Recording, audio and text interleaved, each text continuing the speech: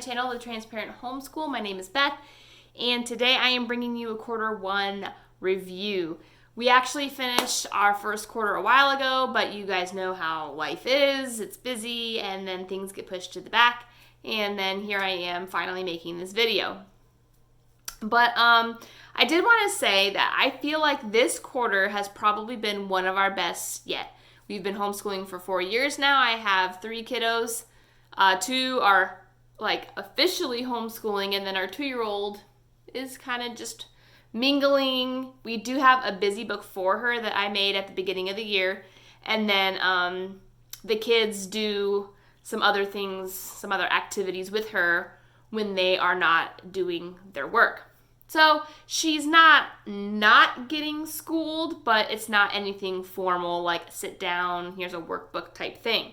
So like I said before, this has been one of our best quarters, I feel like, in the complete time that we've been homeschooling. We've definitely had lows. Oh my goodness, we've had lows, but this is probably one of our highs.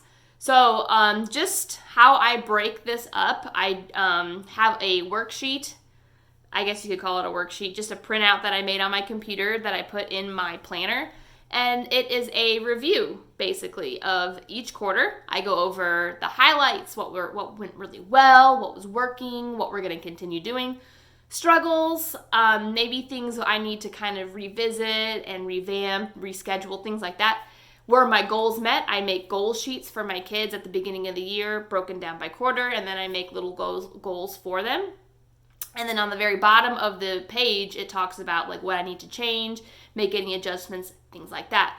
So I basically read through what I wrote and made some bullet points here on my notes. And so if you see me looking down, that's what I'm doing. But if you also see me kind of looking past the camera, my kids are outside right now. And so I'm kind of multitasking as moms have to do. So going well, pretty much all of our school up to now is going really well. We started Latin this year, and it was, I wouldn't say, like I wasn't anxious over it, but I was a little bit nervous on how it was going to fit in with all of the things that we had going on and just how my kids would react to it. They love Latin. We are doing sing-song Latin from Classical Academic Press, and it's really great. I'm going to be making kind of my own video on how I use it, because when I was sitting down to plan how to kind of fit this in, there wasn't really a whole lot of videos on it. There's not a whole lot of information on how to use it. So what I did was made my own schedule, what I do and things like that. But I'm making a whole nother video on that. But overall, Latin is going really well, and we really, really enjoy Latin.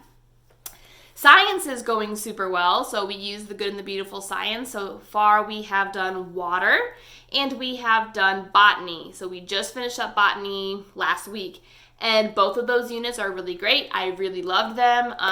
As you guys have seen on my channel, the last video I made was about our microscope. It's over there, but we've been learning about the microscope, and we've been looking at things from outside, leaves, sticks, dirt. We've made slides and put them under the microscope, and my kids just thought that was awesome. So botany, water, thumbs up. We did really well in science. Next on the list, devotions. Our devotions, man, it's going really well. I had some feelings in the beginning about doing like a formal devotional thing because I wasn't sure if my kids would really kind of grasp the concepts that we wanted to talk about. However, the 24 Family Ways is a really great and gentle approach to that. And again, I went online and I grabbed coloring pages and things like that. And I really think it's working out well for us. We've had really good conversations about faith and about just the things that we've been reading in the Bible and going over and things like that. So in last year, in my Q4 review, I told you guys that we were going to repeat level 2 with the good and the beautiful language arts for my son. And that was one of the best decisions, hands down, that I have ever made in my homeschool. At first, I was so hesitant to do it just because I was like, oh, he's going to be labeled like held back whatever. I don't know why I was thinking this, but it was just the best decision that I've ever made because, guys, I'm going to tell you what, he has just flourished. I mean, flourished in language arts. What he was struggling with last year, I don't want to say he's excelling at right now, but he's doing, I mean, loads better. So much better because now he's ready for it. And I'm really, really, really happy that I made the decision to repeat level 2. So yay for that decision. Whoop whoop. Next, our laptops. They're going really well. My kids know how to handle them, how to treat them, where to go, like how to navigate where they need to go. So most, like 98% of it is really great. I'm very happy with how they're using them. Now, that 2% there is like, it's getting almost to a point now where that's all they want to do. They want to do ABC Mouse all the time, which is still learning. It's still, you know, educational, but they want to do spelling all the time. And again, this sounds like your kids want to do spelling. They want to do something educational. What are you complaining about? I get it. I do. But then they're always on their computers. And so it's like, I don't know. I have these mixed feelings about setting time limits and things like that, but that's just a whole other thing. For the most part, the computers are working out really well, as you can tell. Typing. We started out my son on typing this year, and that was great. He's doing really well with it. He's still not like super good at not looking at the keys, but again, I'm not pushing it. As long as we're getting used to typing like this and not like this is kind of my goal. I mean, really, as you grow up anyway, we kind of, as adults, I feel like we make our own way of typing, and that's fine. I don't think anyone's going to be like, oh, your fingers are on home row, blah, blah, blah, blah, blah. You know, and I don't want to make it some, like, huge legalistic thing where his hands have to be on home row.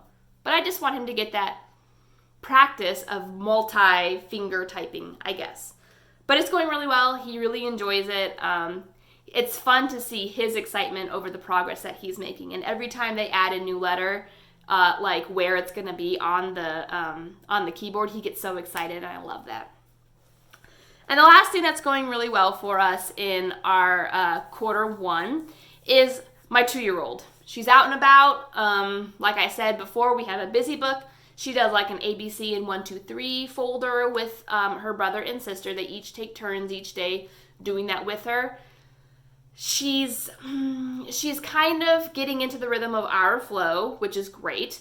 But then that kind of leads me right into my struggle where it's still an adjustment. She's still busy. She's still getting scissors and she's like putting glue on windows and things like that.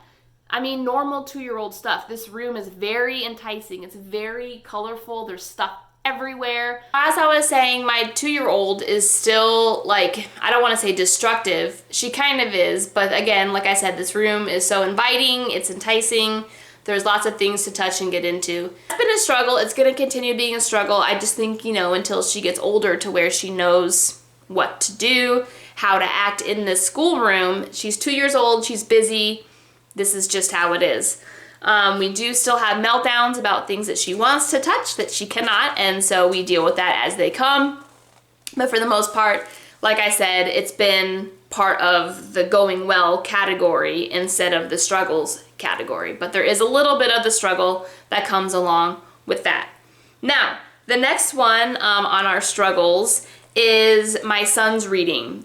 Now, he's a good reader, okay? He has fluency and he can pronounce words very well. Now, the thing that I have a problem with my son is he reads super fast and he mumbles and he is monotone. So listening to him is very difficult for me. As you can tell, I am an animated person. I like my inflections. And so, you know, when I read for our read aloud, I feel like I do a good job at the inflections and adding emotion into the story. I think it makes it more interesting. I've always done that. And so with my son, I'm trying to show him and teach him, like, you know, when there's an exclamation point, you need to put the emotion in there. I just think this is going to come with time, more exposure to reading and things like that. But he reads so fast, he doesn't take time to look at the word and misses periods and things like that, mispronounces words because he's reading so fast. Now, if I'm not sitting right next to him, it's very hard for me to hear him reading. And so I'm also trying to get him to talk louder. Next, we have gotten behind on our read alouds. And again, this is on my part, basically. We had soccer and dance and all these things, all the activities, right? That's a whole nother thing. And so reading just didn't happen some nights, which got us behind. I am making progress on catching us up, but there was an entire book that I had to cut out just because we didn't make it. The last struggle is history. Now, as you guys know, we do most of our subjects from The Good and the Beautiful. With that, though, the Good and the Beautiful is like, it doesn't follow one specific homeschool, like, educational model, right? It's not purely Charlotte Mason. It's not purely classical. It's not purely, like, eclectic or whatever. But I feel like it leans more toward the Charlotte Mason, the reading, right?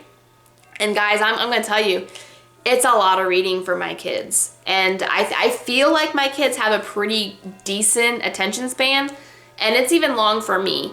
So as I read about, all of our studies and our units and things, I find myself reading ahead and then being like, oh, I'm going to skip that paragraph. I'm going to skip that paragraph. I'm going to skip that paragraph. And it's just because it's too long. There's too much reading, and then on top of like a unit read aloud, which are great. I love those books. And I love doing that, but it's just like at some point, there is too much reading for my kids. And for the amount of reading that we're doing, I don't see the retention. Again, they're young, I get that. But, it's just like, I wonder in myself, is it time to find something different? Is it time to find something a little bit more independent? Is it time to find something less reading intense? I don't know. So I'm not making any decisions like right now on changing curriculum or anything like that. We're going to continue reading, or we're going to continue using history year 2 from The Good and the Beautiful for the rest of the year, and just kind of see how I feel in each quarter, and then we'll take it from there. So for the most part, were my goals met? Yes, I would say about like 90% of my goals were met. My son's reading is still a thing. My daughter's involvement in our school is still a thing that we're going to have to morph with continuously, I think, this year, as she's just growing and becoming curious and all those things. And so I'm not necessarily like calling that a win. I'm not calling it a struggle. I'm just saying it needs to continuously be part of what we're working on in our homeschool. But for the most part, yes, my daughter's doing great in all of her subjects that she's doing. Her reading is improving, her math is improving, all of that. I would like to see my son's reading improve with slowing down, talking louder, and more inflection in his reading. Now, changes. Am I going to change anything? Am I going to switch things around or anything like that?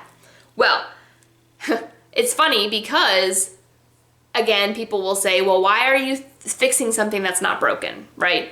And so spelling. My children are doing very well with their spelling words. Almost every week they're getting all of them right, which is great. I'm not saying it's not. Like, yay, we found something that works for spelling for my son, and my daughter just likes, doing what her big brother does, and so she's getting her spelling done, and they're both doing well with all their words. My thing, though, is it going to be too easy for them going on forward? And so I started off this year with just a few words. My daughter, I think, was 6 words, and my son was 8 words. So now I'm wondering if I add in 2 more words for each kid. And so my daughter will be at 8 words, and my son will be at 10. So I think I'm going to start adding in those 2 extra words just for more, I don't want to say challenge. Maybe I'll have the 2 extra words be challenge words. Maybe I'll get them from their sight word list, or maybe I'll just make up my own. I don't know. But I do want to add in more words. So I think we're going to go up to the 8 for my daughter and the 10 for my son. So those are the things that I would probably like to change or add or adjust whatever wording you want to use, those are the things. So I've told you guys my going wells, my struggles, goodness, my struggles.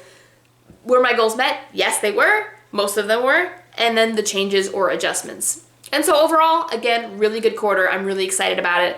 And the next video that I'm going to bring is about Latin. So if you are curious about how we do Sing Song Latin Year 1 or Book 1, stay tuned for that video because I am going to be bringing that pretty soon. So thank you guys for watching my quarter review. It really means a lot to me that you guys are here, taking time to spend with me. And so thank you so much. Hit the like button, subscribe button, and I will see you guys later. Bye!